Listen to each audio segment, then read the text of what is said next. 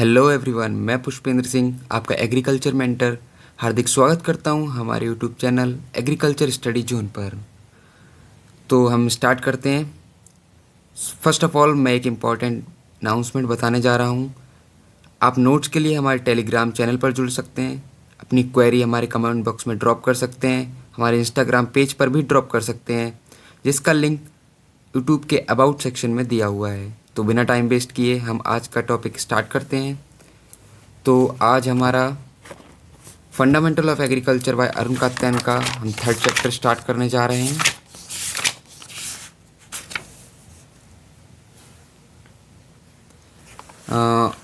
First chapter हम complete कर चुके हैं, सेकंड भी कंप्लीट कर चुके हैं। तो आज हमारा है थर्ड चैप्टर, एनिडेशन एंड एलिलोपैथी। तो बिना टाइम वेस्ट किए आज का चैप्टर हम स्टार्ट करते हैं।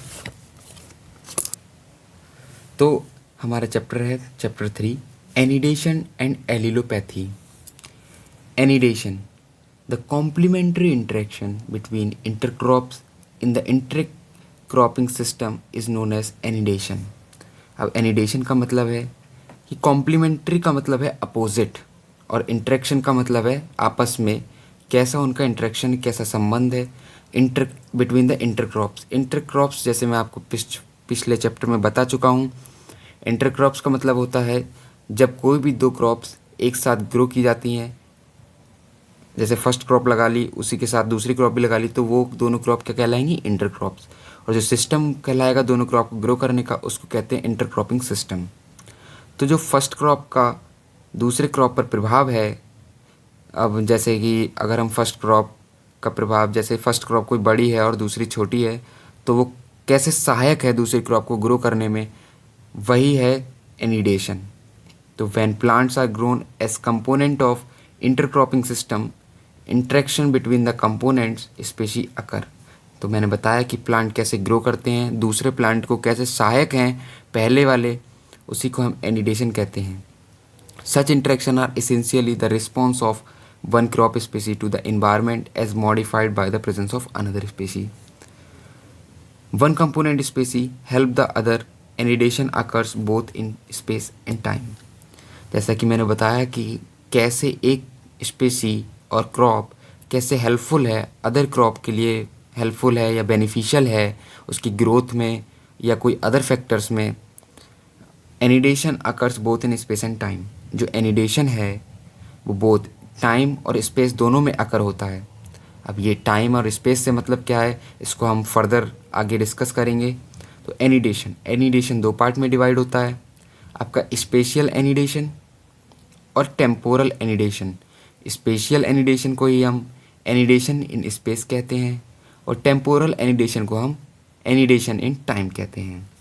अब हम इसको डिस्कस कर देंगे क्या होता है ये spatial annidation. Here the complementary interaction between the intercrops occur with regard to spatial. Spatial से मतलब है स्पेस। तो यहाँ क्या होता है, जो कॉम्प्लीमेंट्री इंटरेक्शन है, जो अब कॉम्प्लीमेंट्री का मतलब अपोजिट इंटरेक्शन है, एक दूसरे प्लांट के, एक प्लांट का दूसरे प्लांट पे जो अपोजिट इंटरेक्शन है वो रिगार्ड टू स्पेशियल मतलब रिगार्ड टू स्पेस होता है। अब इसको एक मैं एग्जांपल की हेल्प से आपको समझाना चाहूँगा। The principle is used in multi storey cropping. अगर हम मल्टी स्टोरी क्रॉपिंग की बात करें तो इसमें हम मल्टी स्टोरी क्रॉपिंग के हेल्प से मैं समझाऊँगा इसको। The component species occupy different vertical layers by spreading out the canopies. Suppose कोई एक लॉन्ग हाइट का प्लांट ले लेंगे, हम एक शॉर्ट हाइट का प्लांट ले लेंगे। तो जो लॉन्ग हाइट वाला प्लांट होगा उसकी जो कैनोपी होगी, कैनोपी से यहाँ पर मतलब है जो सपोज़ लीव्स होंगी को वो काफ़ी दूर तक फैली होंगी, और जो शॉर्ट हाइटेड है उसको वो छोटा होगा भाई, तो इट्स ऑब्वियस कि उसकी लीव्स वगैरह ज़्यादा दूर तक नहीं फैली होंगी। तो जो ऊपर वाला है उसकी शैडो के अंडर आ जाएगा नीचे वाला। तो जैसे जो टॉलर प्लांट है उसको ज़्यादा, जब टॉलर है तो फिर ज़्यादा लाइट की इंटेंसिटी को टॉलरेट कर पाएगा, डायरेक्ट सनलाइट को, और जो भी ट्रांसपायरेशन रेट है ज़्यादा होगा क्योंकि डायरेक्ट सनलाइट है कि डायरेक्ट ट्रांसपायरेशन भी ज़्यादा होगा। तो ये सारी जो टर्म्स हैं उनको, कंडीशंस हैं उनको एब्जॉर्ब कर पाएगा। बट जो शॉर्टर है उस पर ज़्यादा लाइट नहीं पड़ेगी तो कम ट्रांसपायरेशन होगा, उसके लिए वो कंडीशन सूटेबल हैं। तो इस तरीके से वो अपनी शेड दे के जो छोटे वाले प्लांट्स हैं उनको बचा रहा है। तो इस तरीके से उसकी ग्रोथ में सहायक है, क्योंकि अगर डायरेक्ट सनलाइट पड़ेगी भाई तो वो तो ग्रो ही नहीं कर पाएगा, डेड हो जाएगा आराम से, क्योंकि उस पर डायरेक्ट सनलाइट पड़ेगी, ज़्यादा ट्रांसपायरेशन होगा और इतनी उसकी कैपेसिटी नहीं है। तो इस तरीके से अपनी शेड दे के बड़ा वाला प्लांट जो लॉन्ग टॉलर वाला है वो छोटे वाले प्लांट्स को बचा रहा है। यही है हमारा एनिडेशन इन स्पेस। तो the component of species occupy different vertical layers by spreading out their canopies or roots either in air or in soil। अब बात करूँ तो सॉइल में क्या होता है, जो बड़ा वाला प्लांट होगा उसकी रूट ज़्यादा नीचे तक होंगी और जो छोटा वाला प्लांट होगा उसकी कम नीचे तक होंगी। तो इस तरीके से वो नीचे से अपना मतलब जो न्यूट्रिएंट्स सब एब्जॉर्ब कर लेगा और वो ऊपर से कर लेगा। तो इस तरीके से ये हेल्पफुल है।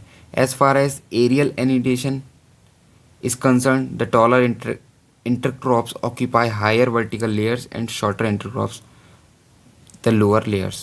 ये सारा मैंने अभी बता ही दिया आपको, सिंपली समझा दिया। तो deep rooted species plus shallow rooted species are grown. तो जब भी हम एनिडेशन इन स्पेस में बात करेंगे और जब भी हम इंटरक्रॉपिंग की बात करेंगे तो एक साथ हम एक डीप रूटेड स्पीसी लगा देंगे, एक सैलो रूटेड स्पीसी लगा देंगे।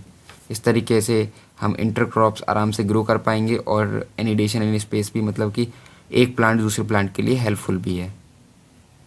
अब हम बात करते हैं सेकंड वाला जो है टेम्पोरल एनिडेशन। इसी को हम कहते हैं एनिडेशन इन टाइम। अभी भाई एनिडेशन इन टाइम क्या है, अब इसको हम फर्दर ऑन डिस्कस करते हैं। The complementary interaction between the intercrops is the time aspect is called temporal interaction annidation. अब जैसे कि टाइम से क्या है इसमें, सपोज़ इसको एक एग्जांपल से मैं समझाऊंगा। सपोज़ हमने ग्रो करा उड़द या मूंग, उसके साथ हमने ग्रो करा है मेज़। तो जो उड़द और मूंग है उसकी जो न्यूट्रिएंट रिक्वायरमेंट होती हैं जब वो पीक पे होता है तो 30 से 35 दिन के बाद उसको हाईएस्ट न्यूट्रिएंट्स चाहिए होते हैं। और जहाँ उसकी कॉन्ट्रास्ट में अगर हम बात करें मेज़ की तो उसको 50 डेज़ के बाद न्यूट्रिएंट्स रिक्वायरमेंट होती है पीक पे। तो इस तरीके से दोनों में टाइम डिफरेंस है, क्योंकि भाई टाइम है ना यहाँ पर 35 डेज़ और 50 डेज़ का। तो ये इस तरीके से एनिडेशन इन टाइम है। अब वो अपना 30 से या 35 डेज़ के बीच न्यूट्रिएंट्स एब्जॉर्ब कर लेगा और वो 50 डेज़ के बाद न्यूट्रिएंट्स एब्जॉर्ब कर लेगा। इस तरीके से उन दोनों में कोई कॉम्पिटिशन नहीं होगा न्यूट्रिएंट्स को लेके। तो ये टाइम डिफरेंस की वजह से उनका जो न्यूट्रिएंट्स एब्जॉर्प्शन टाइम है उस डिफरेंस की वजह से ये एनिडेशन इन टाइम कहलाता है। अब इसको पढ़ के बता देता हूँ मैं। Such intercrops have different different natural habit and zero competition. Both the component species have widely varying duration and different peak demand for light and nutrients. ऐसी लाइट के लिए होगा, उसका थोड़ा लाइट एब्जॉर्प्शन रेट पहले हो जाएगा क्योंकि वही वो पहले न्यूट्रिएंट एब्जॉर्ब कर रहा है, पहले थोड़ी ग्रोथ हो रही है। इस तरीके से कोई कंपटीशन नहीं है उनमें। Thus competition between the intercrop is reduce in the मेज प्लस उड़द मूंग इंटरक्रॉपिंग। ये मेज प्लस उड़द मूंग इंटरक्रॉपिंग ये एक एग्जाम्पल है टेम्पोरल एनिडेशन बोले या फिर एनिडेशन इन टाइम का, ठीक है। इस तरीके से उन दोनों के बीच कोई भी कंपटीशन नहीं होगा। अब हम नेक्स्ट टॉपिक की तरफ बढ़ते हैं जो है एलिलोपैथी। एलिलोपैथी इन जनरल हम बोलें तो ये एक अपोजिट टर्म है एनिडेशन का। एनिडेशन का जस्ट अपोजिट है। इसमें क्या होता है द इंटरेक्शन, मेनली एक बात बताऊं कि जो एलिलोपैथी है इसके इफ़ेक्ट्स हमेशा प्लांट पे नेगेटिव होते हैं mainly. The interaction between the crop may also occur through other means जैसे कॉम्पिटिटिव और non competitive. The competitive interaction between the crop species in intercropping and sequential cropping through the release of chemical substances or toxins is called allelopathy। Suppose कोई भी intercropping हमने करी है, कोई भी दो क्रॉप्स ग्रो करी हैं, एक स्पेसी है और दूसरी स्पेसी है। अब एक स्पेसी जो है वो कोई टॉक्सिन केमिकल्स रिलीज़ कर रही है जो कि दूसरे के लिए टॉक्सिन केमिकल्स रिलीज़ कर रही है जो कि दूसरे क्रॉप के लिए हार्मफुल है। उसी को हम कहते हैं allelopathy. Such crops are unsuitable for intercropping. और जो क्रॉप टॉक्सिन केमिकल्स रिलीज़ कर रही है ऐसी क्रॉप्स अनसूटेबल होती हैं इंटरक्रॉपिंग करने के लिए और सिक्वेंशियल क्रॉपिंग करने के लिए। इंटरक्रॉपिंग और सिक्वेंशियल क्रॉपिंग हम पहले चैप्टर में डिस्कस कर चुके हैं तो अब यहाँ पर ज़्यादा नहीं बताऊँगा उसके बारे में। Sunflower, sorghum, walnut, cucumber, peach, and eucalyptus. ये सारे एग्जांपल्स हैं आपके उसके क्या बोलेंगे, एलिलोपैथी प्लांट्स के। एलिलोपैथी प्लांट से मतलब है जो कि टॉक्सिन केमिकल रिलीज करते हैं सॉइल में। Are example of such crops which are known for allelopathic effect. अब टाइप ऑफ एलिलोपैथी, अब कितने टाइप के होते हैं एलिलोपैथी वो बताऊंगा मैं। एलिलोपैथी मेनली दो टाइप के हैं, true allelopathy and functional allelopathy. अब ट्रू एलिलोपैथी और फंक्शनल एलिलोपैथी को हम फर्दर ऑन डिस्कस करेंगे। ट्रू एलिलोपैथी, द डायरेक्ट और indirect harmful effect on other through the release of toxin substances as such from the plant.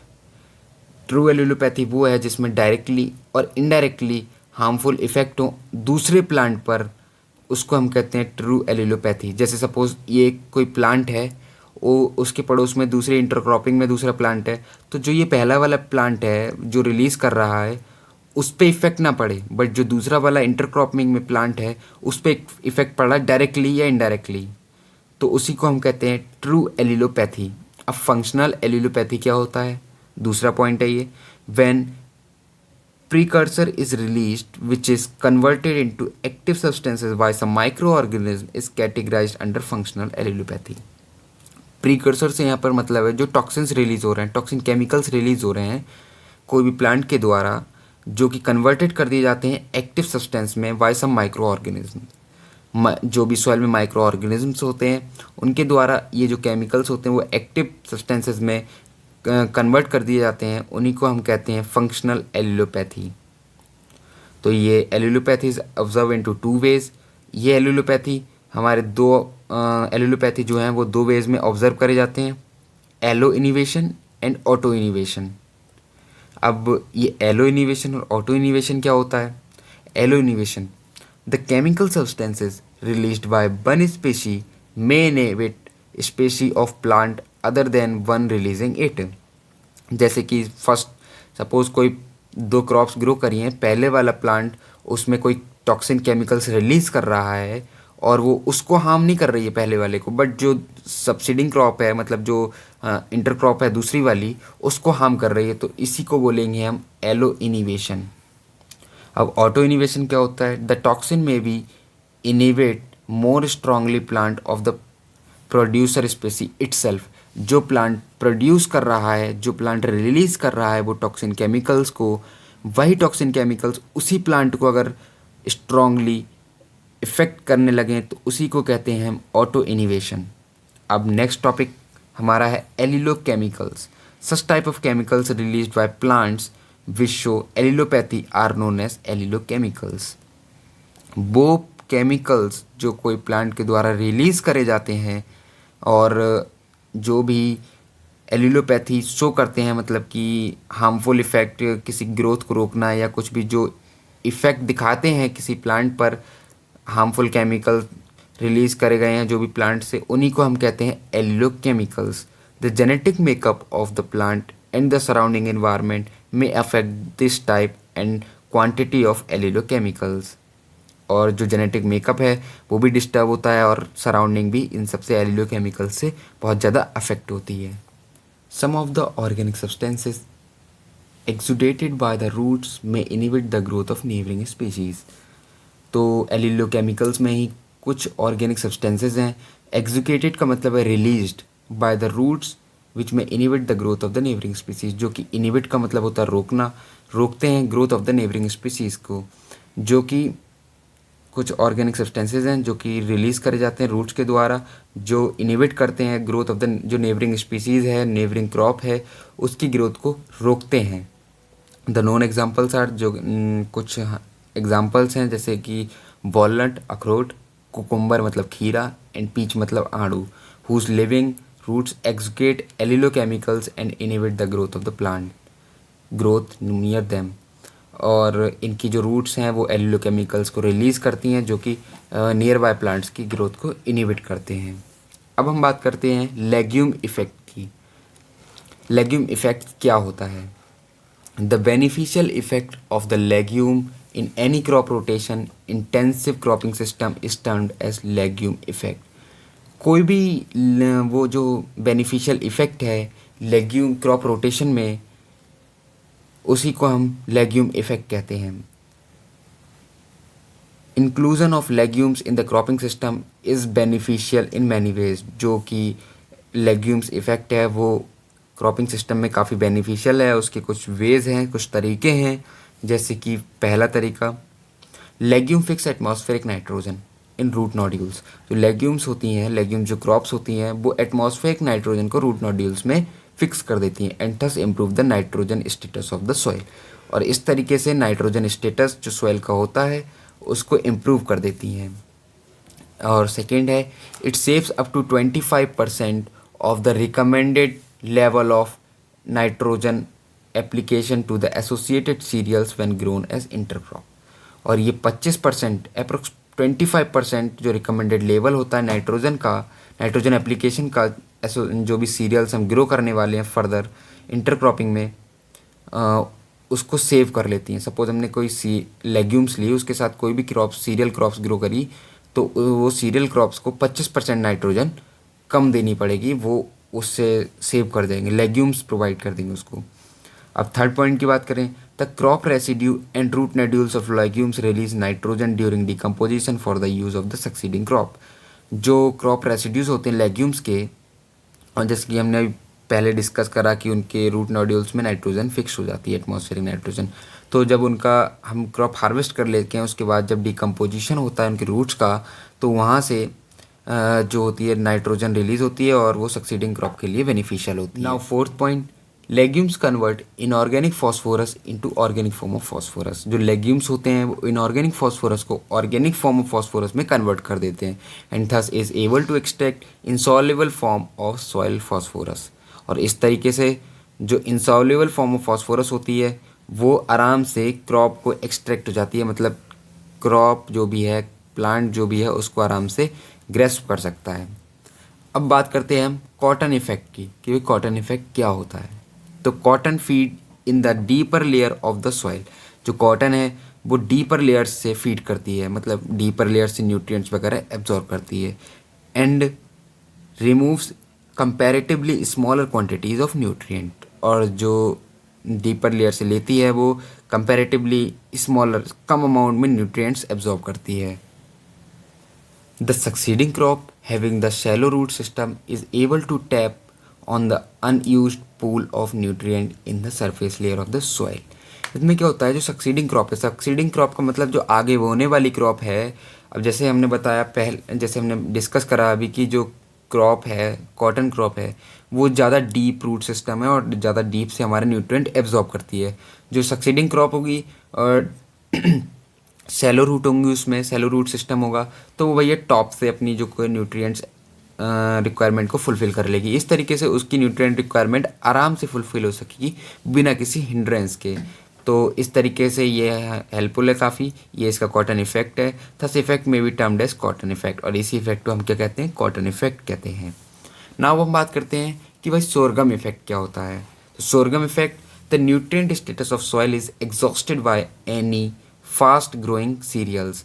तो जो भी fast growing serials होते हैं उन न्यूट्रिएंट जो स्टेटस होता है सॉइल का वो एग्जॉस्टेड हो जाता है। एग्जॉस्टेड का मतलब ख़त्म हो जाता है काफ़ी ज़्यादा, एक तरीके से नॉर्मल भाषा में बोलो चूस लेना।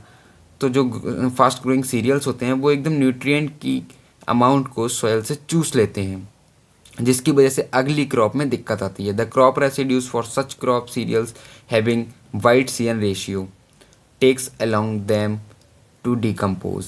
और जो क्रॉप रेसिड्यूज होते हैं ऐसी क्रॉप्स के लिए जिनका CN रेशियो ज़्यादा होता है, takes a long time to decompose, और ये ज़्यादा लंबा समय लेते हैं डिकम्पोज होने में। डिकम्पोज का मतलब सड़ने गलने में। To reduce sorghum effect, 25% more nitrogen is applied at the time of fast fertiliser dose of the succeeding crop.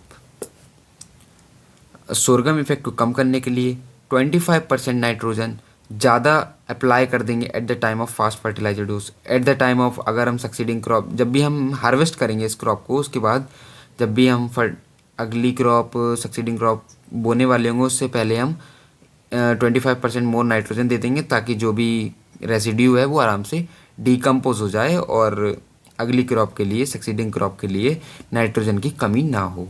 तो यही था हमारा सोरगम इफेक्ट। सो आज का चैप्टर इतना ही था, यहीं तक। वीडियो को पूरा देखा करिए, ताकि हम आपके लिए इतना कुछ कर रहे हैं ताकि आपको नॉलेज गेन हो। वही देखिए, एग्रीकल्चर में जो भी है बहुत कम कंटेंट पड़ा है यूट्यूब पे। मैं चाहता हूँ कि हम आपके लिए बेहतर से बेहतर कंटेंट लाएं और आपके फ्यूचर के लिए बेनिफिशियल है ये।